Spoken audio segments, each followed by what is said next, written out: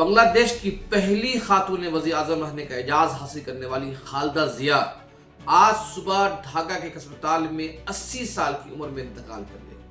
خالدہ ضیاء 2 مرتبہ بنگلہ دیش کی قیادت سنبھالی اور ان کا دور اقتدار بھارت سے تعلقات کے معاملے میں انتہائی پیچیدہ رہا۔ انہوں نے 3 وزرائے اعظم اٹل بہاری واجپئی، اس سے پہلے پی وی نرسمہا راؤ اور منموہن سنگھ کے ساتھ کام کیا۔ ان کے دوسرے دور اقتدار 2001 سے لے کر 2006 کے دوران بھارت اور بنگلہ دیش کے درمیان تعلقات میں کبھی مٹھاس کبھی کرواہٹ رہا۔ بھارت کا الزام رہا کہ خالدہ ضیاء نے بھارت مخالف طاقتوں کو کھلی چھوٹ دے دی ہے اور اس کی وجہ سے نارتھ ایسٹ انڈیا میں شمال مشرقی ریاستوں میں دہشت گردی کے واقعات میں اضافہ ہوا ہے۔ 2006 کے بعد شیخ حسینہ بنگلہ دیش کی وزیر اعظم بنی تو بھارت اور بنگلہ دیش کے درمیان تعلقات بہتر ہوئے اور حسینہ نے بھارت مخالف قوتوں پر لگام کسی، اس کی وجہ سے دونوں ملکوں کے دوران 2024 اگست تک تعلقات بہتر رہے۔ 1975 میں شیخ مجیب الرحمان کے قتل کے بعد 1977 میں ان کے شوہر فوجی جنرل ضیاء الرحمان بنگلہ دیش کے صدر بنے اور 1981 میں ان کے شوہر کا قتل کر دیا گیا۔ اس دوران خالدہ ضیاء فرسٹ لیڈی کے کردار میں رہی اور انہیں مقبولیت حاصل ہوئی۔ انہیں شوہر کے انتقال کے بعد بنگلہ دیش کی سیاست میں قدم رکھا۔ 1984 میں بنگلہ دیش نیشنلسٹ پارٹی کی وہ صدر منتخب ہوئی۔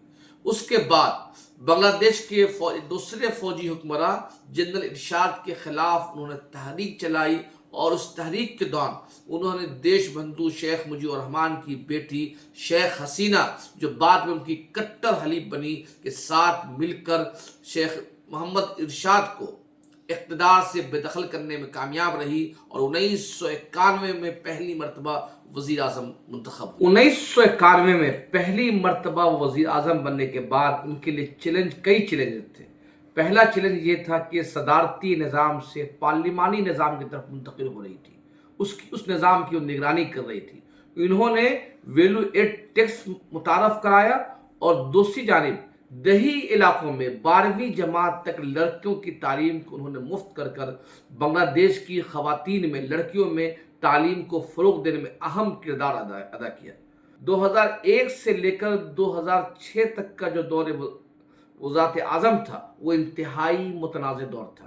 ان پر الزام لگے کہ ان کے بیٹے طارق رحمان ان کی جگہ پر حکومت چلا رہے ہیں۔ ان پہ کئی بدعنوانی کے الزامات بھی لگے جو بعد میں جا کر حسینہ کے اقتدار میں آنے کے بعد ان کے 2018 میں انہیں سزا بھی ہوئی اور ان کے بیٹا کو 17 سالوں تک ملک چھوڑ کر فرار بھی ہونا پڑا۔ پہلی مرتبہ 2014 میں جب نریندر مودی پہلی مرتبہ وزیر اعظم بنے اور بنگلہ دیش اور انڈیا کے درمیان ایک تعلقات کی ایک نیا چیپٹر لکھا جا رہا تھا، اس دور میں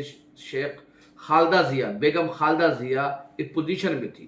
انہوں نے انڈین ایکسپریس کے شوبھاجیت رائے کو ایک انٹرویو دیتے ہوئے کہا تھا کہ بھارت کو چاہیے کہ کسی ایک پارٹی، کسی ایک جماعت سے بہتر تعلقات رکھنے کے بجائے بنگلہ دیش سے تعلقات بہتر بنائے۔ انہوں نے کہا کہ 2 ملکوں کے درمیان تعلقات جو ہوتے ہیں وہ کسی پارٹی اور کسی لیڈر کے درمیان نہیں ہوتے ہیں، بلکہ 2 ملکوں کے درمیان تعلقات ہونا چاہیے۔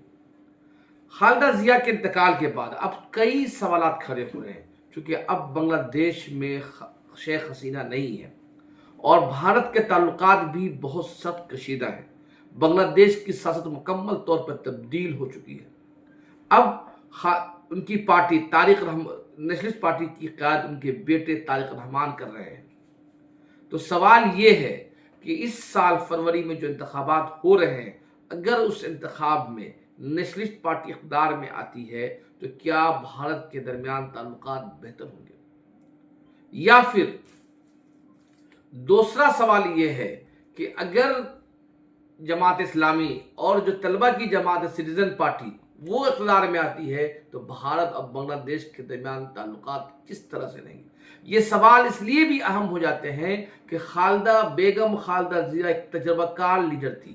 اب بنگلہ دیش کی سیاست میں جو لیڈران بچے ہیں، حسینہ میدان سے باہر ہیں، خالدہ ضیاء دنیا میں نہیں ہے، اب نوجوان نئی نسل کے لوگ اقتدار میں ہیں۔ 1971 کا جو لبریشن کی لڑائی تھی اسے فراموش کر دیا گیا ہے۔ اب اس وقت بنگلہ دیش کی سیاست میں بھارت مخالف جذبات کی لہر ہے۔ خود بھارت میں بھی بنگلہ دیش کو لے کر انتہائی نفرت کا ماحول ہے۔ سوال یہ ہے کہ فروری کے انتخاب کے بعد دونوں ملکوں کے درمیان تعلقات کی نوعیت کیا ہوگی، یہ سب سے بڑا سوال یہ ہے، اور اس کا فیصلہ فروری کے انتخاب کے بعد ہوگا۔